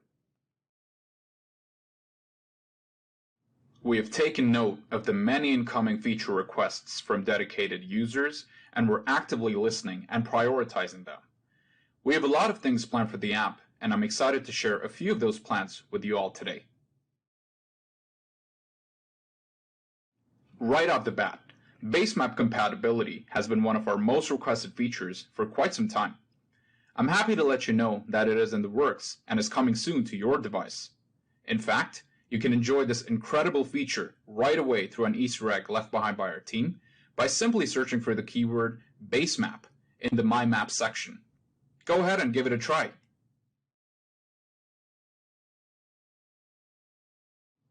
I'd also like to reveal that we're working hard on bringing you the ability to import and view multi-page PDF documents within the app. You will soon be able to make the most out of this feature on your device, whether there is any geographical data in your imported pages or not. But that's not all. We take your mobile mapping experience very seriously and are working on numerous enhancements to optimize multiple aspects of the app and your workflow.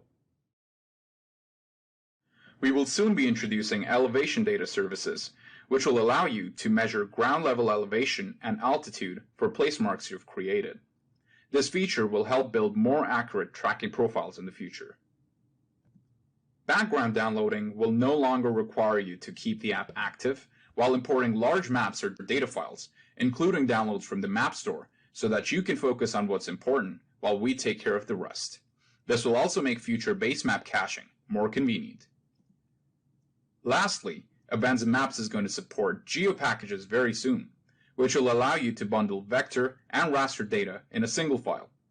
This can come in really handy when you're importing or exporting large data sets that may include several maps and layers. There's so much more planned for the app, and we'll be sharing a lot more with you in the coming weeks and months.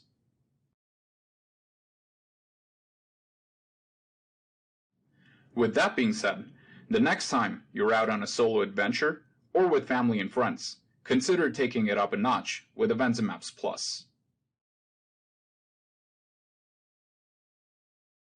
Or take the app with you on your next visit to the field and boost your productivity with our reliable and powerful Pro features. Or simply head to the Avenza Maps store and find high-quality mobile maps to enjoy in your everyday life. Avenza Maps is your trusted companion to the outdoors. No matter where you go, we've got your back. But don't just take our word for it. Check out what other members of our community have to say. We're active on Twitter, Facebook, Instagram, LinkedIn, and YouTube, and we hope to see you there. And that concludes our presentation for today. If you have any questions, please feel free to reach out to me on my email. And until then, thank you for your time and navigate with confidence.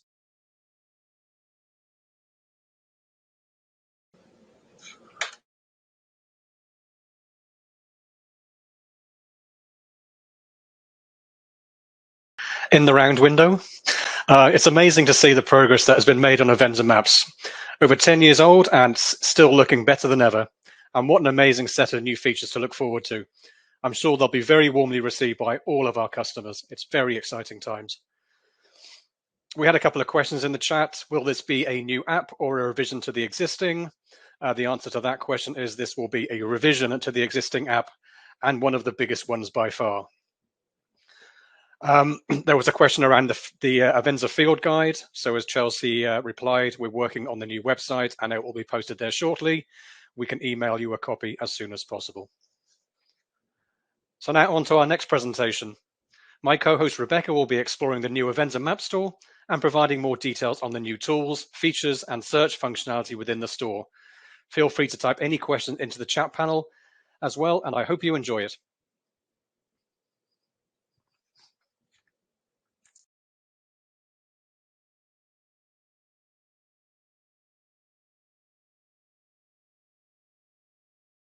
Hello again, everyone. Thanks for joining me for the behind the curtain look at the new Avenza Map Store.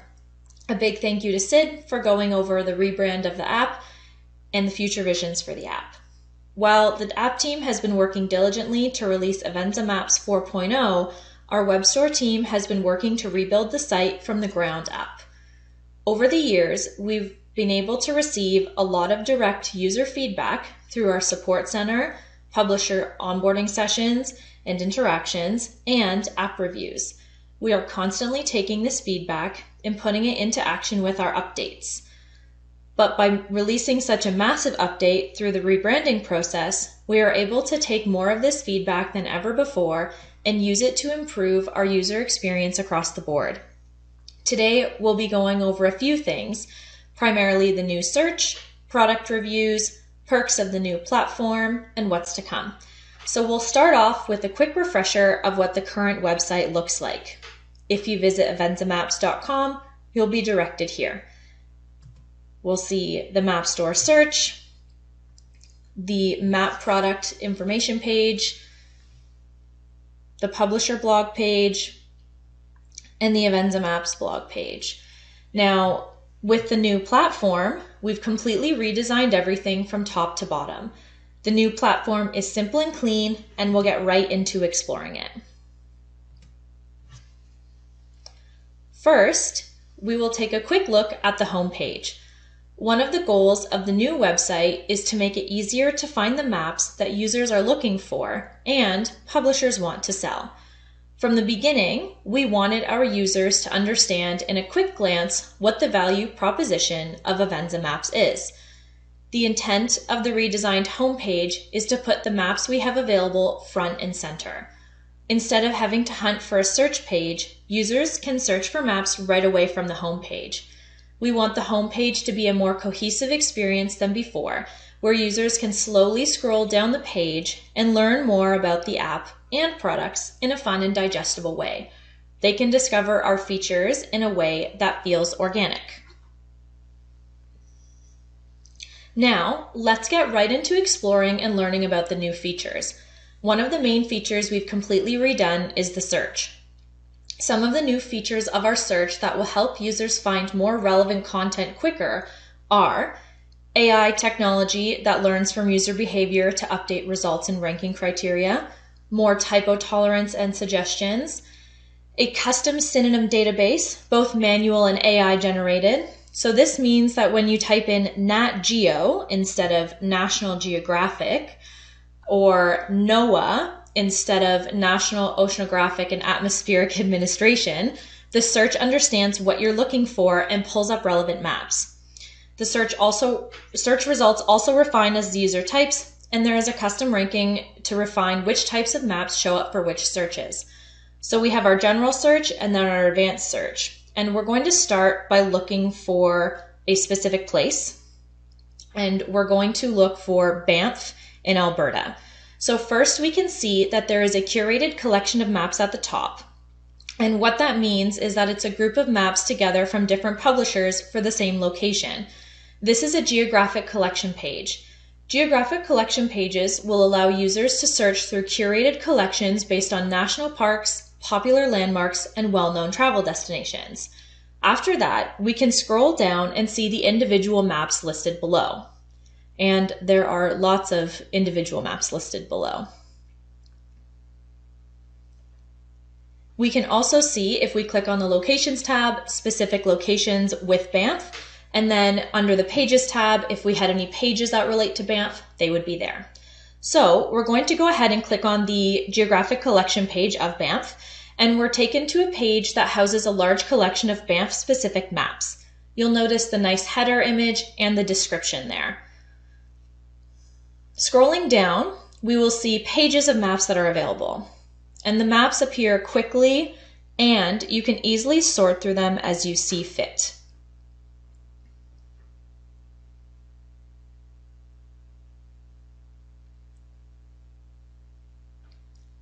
We'll see at the top here, we have the option to sort them by activity, category, free maps only, and then on the right-hand side, you can view one map or search price high to low, best map, etc.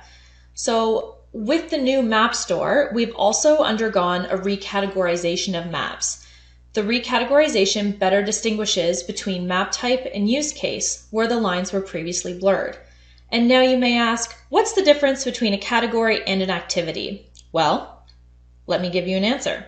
Categories describe a certain type of map, for example, topographic or nautical, whereas activities describe the reason a user would find a map, example, camping, hiking, fishing, and so on. So having only one map category per product and up to 5 activities helps to better distinguish maps between each other, and it increases search accuracy. Along with this recategorization, we've also added a unique landing page for each activity. So we can see here under the Adventures tab, they're listed, and on this page, you can see all of the different activity pages we have.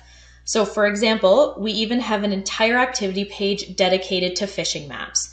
This is a place a user can navigate to on our website if they want to learn more about how Avenza Maps can help them with this activity, where they can find specialized fishing maps and more. So we'll see a little splash screen of the app here, the options for more information, and then some pages about Avenza Maps. Okay, so now we're going to look at the advanced search. So if we click on the search bar at the top and we see the advanced search pop up, you can click on that to take you to the advanced search. So when you do that, you're brought to the advanced search page, and here you can search, filter by activity, category, publisher, etc. So first we're going to look for skiing maps, and then we're going to filter by publisher, and we're going to look for Map Synergy. And then we're going to sort them A to Z under the other sort category we have here.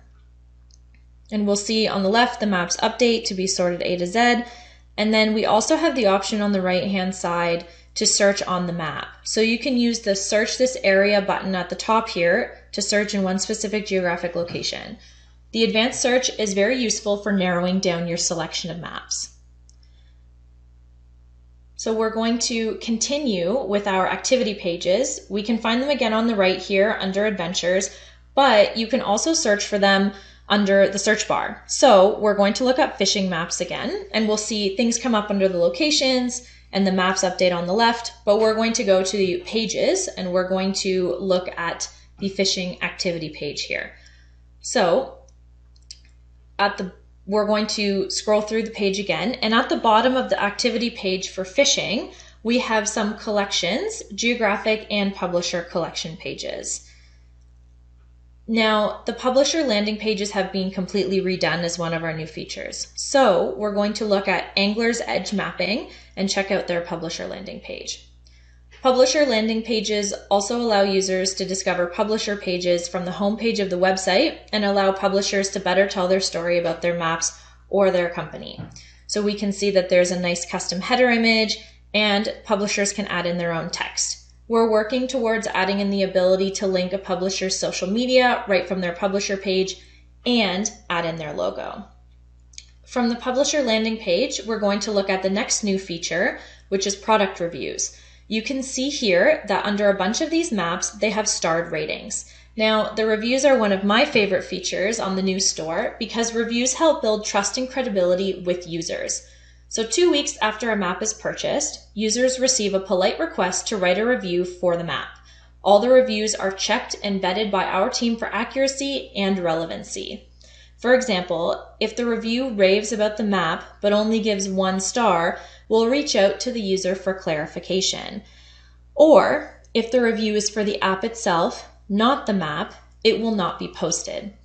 Once the reviews are approved, they are published on the website. Now, reviews also help us gain insight from users through direct feedback and boost the SEO, which is the search engine optimization, and discoverability of publishers' maps. Reviews also help maps sold in the Avenza Map Store more likely to appear when searching on other search engines outside of the Map Store specifically. So now, having reviews on maps does not guarantee that they will show up higher in the search results, because reviews are one of the many factors that come into play with search results. So all of these features benefit our Map Store publishers and users. The goal of the new Map Store is to create a stronger and more cohesive user experience. Our customers should now be able to quickly and easily find and purchase the exact maps they're looking for. To go along with the new features, we're working towards improving marketing for our Map Store publishers to get your maps in the hands of users more easily. So if you're looking for our previous blog post, which I mentioned at the beginning of the presentation, you can find the publisher blog posts linked at the bottom of the sitemap. So you can find our publisher blogs listed here. And if you're interested in being featured in one of our publisher blogs, please don't hesitate to reach out for a collaboration. Or if you are an Avenza Maps user and you're interested in contributing to a story or writing a blog post with us, you are also welcome to do so, and you can find our Avenza Maps blog posts available here. We also have listicle blogs in this section, features on different ways to use the app, etc., etc. So things we're working on for future updates include more customization to publisher pages, more geographic collections, gift cards and discount codes, and more. So that wraps up the behind the curtain look of the new Avenza Map Store. I hope you enjoyed the presentation, and thank you for joining me.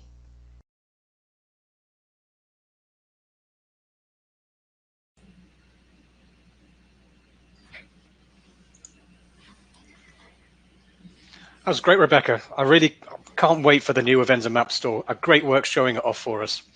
The new search system looks amazing, and I know our customers have been asking for these improvements for a while now. This has been a huge effort by our Map Store and server teams, and I'm sure I can speak for all Avenza Maps users that this is a major enhancement for you all. Yes, I think so. So I'm going to read a few questions really quickly before we continue on here. So someone asked, Pablo asked, are the curated collections created manually, and what are the criteria for inclusion? The geographic collection pages we do make manually, and we're going through based on popularity of areas, etc. So that's something that is coming slowly as we get there. And I can give you more information over an email, so probably easier there. And then Renee asked, what can map publishers do to make it easier for users to find their maps? Ensure that you fill out all the fields when you're uploading your maps, your search tags, choose your categories and activities, and that add in information in the description, because that's important as well when users are searching. And then also, as you saw with the product reviews, that's something that I think is going to make a very big difference once they start rolling out and this rolls out. So I would suggest, if you have a customer user base that you interact with, to make sure that you say, oh, if you buy a map, make sure you leave a review, because that'll help get more spotlight on your maps. Okay, we are going to move on to our next presentation now. So our last presentation for the session is Larry Garland, and I'm delighted to introduce him. He's the cartographer for the Appalachian Mountain Club. Larry has been working for AMC since 1996 and has created hundreds of maps for AMC guidebooks. Larry has also conducted trail assessments and personally inventoried hundreds of miles of trails for the AMC region to provide reliable information for trail users. His presentation. Welcome, and thank you for the opportunity to address the 2022 Avenza User Conference. My name is Larry Garland. I am the staff cartographer for the Appalachian Mountain Club. Today's presentation is about the AMC's nearly 150-year legacy of making maps. For those that may not be familiar with our organization, I'll introduce the club's founding, talk about our current mission and what we do, then we'll take a look back at the evolution of map making within the club over the last century and a half. The Appalachian Mountain Club, founded in 1876, is the oldest conservation and recreation organization in the United States. The original charter focused on exploring the mountains of New England and adjacent regions, both for scientific and artistic purposes. My work today builds on this legacy of producing detailed and accurate maps upon a large scale and in the very best style of workmanship. Thus, my job description was written 146 years ago. Today, the mission of the AMC is to foster the protection, enjoyment, and understanding of the outdoors. Our core values are reflected in three strategic themes: active conservation, outdoor journey, and recreational network. These values reflect our belief that the outdoors occupies a place of central importance in every person's life. We are a member-based organization comprised of chapters, staff, volunteers, and partnerships. Our service area includes the northeastern United States. We operate several lodges, full-service camps, mountain huts, and self-service cabins throughout this region. In this presentation, we will make specific reference to the White Mountains, a core region in northern New Hampshire and western Maine that was initially designated as a national forest in 1918. Today, the White Mountain National Forest forms the heart of an 800,000-acre destination that receives as many as 7 million visitors annually. As a popular year-round recreational destination, AMC has produced its White Mountain Guide since 1907, the oldest continuously published trail guide in North America. Each of the 31 editions has been accompanied with large format, cartographically rendered trail maps. We'll take a brief look back at the foundations of AMC's map-making enterprise, then an overview of the digital transformation. One of the earliest maps of the White Mountain region was created by Jeremy Belknap in 1784 as part of a scientific exploration. Numerous maps followed, inspired by further exploration, geologic and political interests, as well as tourism. AMC published one of its first maps of the White Mountains in 1887. We can say with some certainty that it was not rendered using Avenza software. Note the use of hatchers predating the common use of contour lines to depict slope and relief. A plane table was used for plotting field observations. Beginning in the late 1880s, Lewis Cutter created many of the trail maps that were published by AMC. Through manual updating of hand-drawn acetates, an awkward and cumbersome process, his 1916 map of the Mount Washington Range was in continuous use into the 1990s, a span of 80 years. These were the maps that I was hired to replace with digital cartography in 1996. A complete illustrated history of AMC's map-making and trail building in the White Mountains is documented in a Centennial Retrospective, published in 2007. My initial task was to identify the resources that I would need to build and produce digital maps. There was no cookbook methodology at the time. Esri ArcView 3, PC ArcInfo, and Adrisi were the GIS tools available at the time, used primarily for scientific and environmental analysis. How many people remember that ESRI stands for Environmental Systems Research Institute? Digital source data was scarce and rudimentary. Digital line graph and E00 were common formats, as was the North American datum of 1927. Some state highways and even a section of federal interstate highway had not yet been incorporated into the digital coverages of the Department of Transportation. We had to drive these roads with GPS to obtain the data. And information about the backcountry, which is what we were particularly interested in, was poorly represented, if at all. For contours, we had to contract with an engineering firm for the line tracing of Mylar separates from the U.S. Geological Survey, the USGS quadrangle maps that were originally plotted using stereoscopic photogrammetry. Edge matching of quadrangle coverages required some artistic license. One of the primary goals in producing accurate trail maps was to have accurate trail information. As we know, the USGS was not on the ground mapping trails in the backcountry with any degree of accuracy. Trails data was quite schematic and not reliable. After all, how evident are trails under forest canopy from aerial photos? Our challenge was to inventory 1,400 miles of trails in the White Mountain region with differential GPS. A comparison of the results illustrates that many trails were misrepresented by or built after the USGS renderings. We have endeavored to inventory firsthand all the trails we publish and field check updates for each new edition.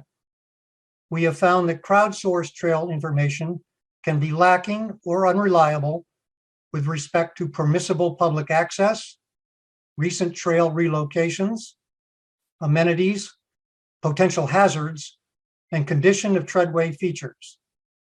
We work closely with land managers and landowners. In fact, our detailed protocols for trail inventory preceded the capabilities of many state and federal agencies. Our GPS data seeded many agencies' early GIS programs. To keep all this in perspective, this was an era when internet service providers and 3G cellular service were just opening up in the public domain.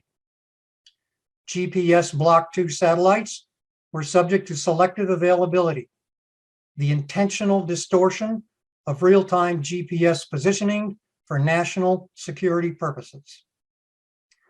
Although email was available, we relied on fax transmittals for project documents. As an indicator of the times, my original digital map files were sent to a printer in Boston on an iOmega Jazz drive via a Concord coach bus. What we take for granted today was a significant undertaking in the 1990s. Although useful for compiling, attributing, and assimilating GIS source data, GIS software was not proficient at rendering cartographic product. For that purpose, we used Macromedia Freehand version 7 with the Avenza Map Publisher added. Despite the initial GIS, GPS, freehand interoperability constraints, I've been using Avenza Map Publisher since 1996. We've since had to migrate from freehand to Adobe Illustrator, but the use of map themes and style sheets allow us to brand our products consistently across multiple publications and editions, which we strive to update typically every 5 years.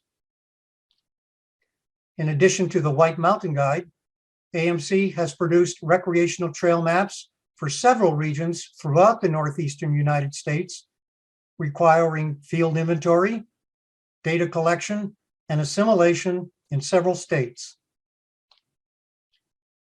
Today, we post many of our print published maps on the Avenza Maps platform, while continuing to sell print published maps and guidebooks. We see digital map distribution as an expedient way to issue updated content between print editions. We are hopeful that Avenza Maps will support feature functionality sometime in the future. Having developed a workflow for digital map production, what are the opportunities for the future?